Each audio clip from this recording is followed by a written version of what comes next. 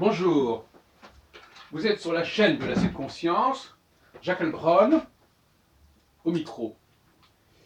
Je vais vous parler de plusieurs choses.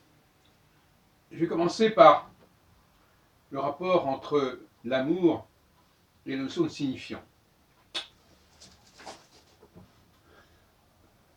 Je privilégie dans ce que j'appelle la linguistique du signifiant la dimension formelle, c'est-à-dire une dimension qui ne tient pas compte du contenu. Le contenu, c'est un peu l'auberge espagnole. On y met ce qu'on veut.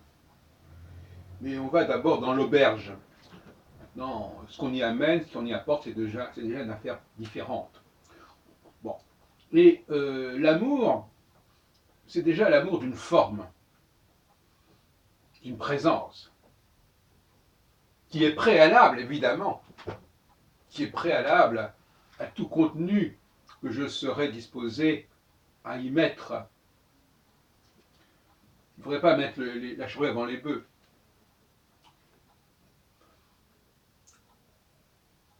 On a tenté de minimiser l'importance du signifiant, tenté de minimiser le plus souvent l'importance des mots en tant que mots, c'est-à-dire sans s'intéresser à leur contenu. Or, on ne peut, en fin de compte, je ne sais pas si je me suis bien exprimé, les mots existent en dehors de leur contenu. Même si, quelque part, quand on emploie un mot, il est lié forcément à un signifié que l'on nous a dit, lié à ce mot, que l'on nous a appris, enseigné plutôt, qu'il était lié à ce mot. Mais en principe, et justement c'est là l'intérêt de l'amour, c'est que l'amour, lui, il nous rétablit le cours normal des choses. On n'aime pas quelqu'un parce qu'il nous fait du bien, délibérément. On aime quelqu'un parce que il nous plaît. Et un mot aussi nous plaît. C'est vrai pour les poètes qui n'oublient jamais la forme du mot. Mais même quand nous choisissons de parler d'une certaine façon, nous choisissons tel et tel mot, et pas uniquement par rapport à leur sens, parce que il y a des mots qui sont synonymes, tout simplement. On pourra en choisir un, on peut en dire un autre. Il y a un formalisme qu'on trouve également en musique. Je l'ai dit à plusieurs reprises récemment. Une musique nous plaît d'un point de vue formel avant toute association avec quoi que ce soit.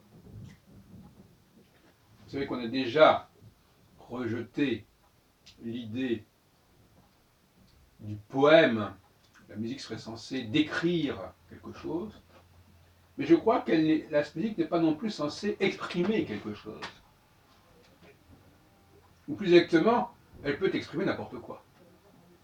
Dirions même.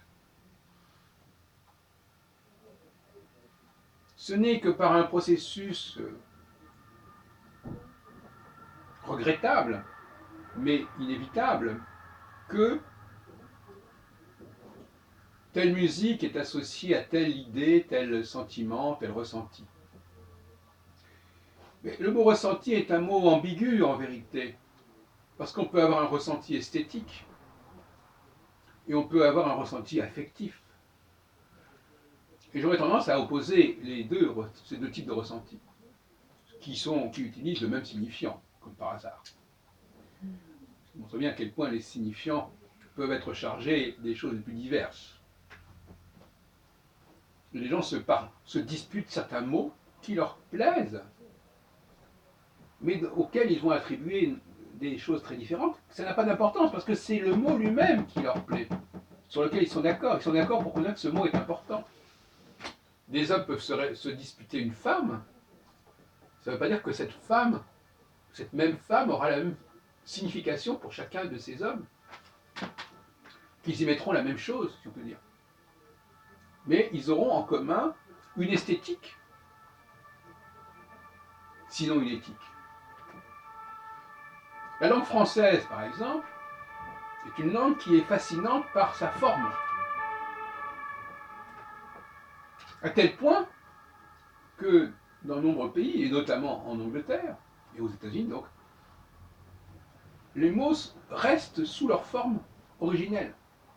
Les mots français empruntés restent sous leur forme originelle. Le mot table, par exemple, il ne s'écrit pas comme ça se prononce, il s'écrit comme ça s'écrit en français.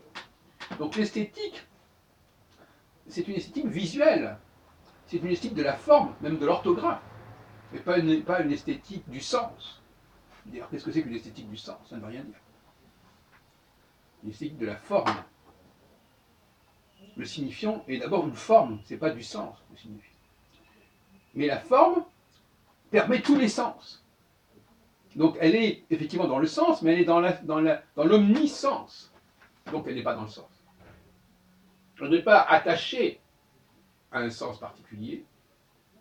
Elle est libre de tout sens, elle est vierge de tout sens. Mais en même temps, elle peut être déflorée.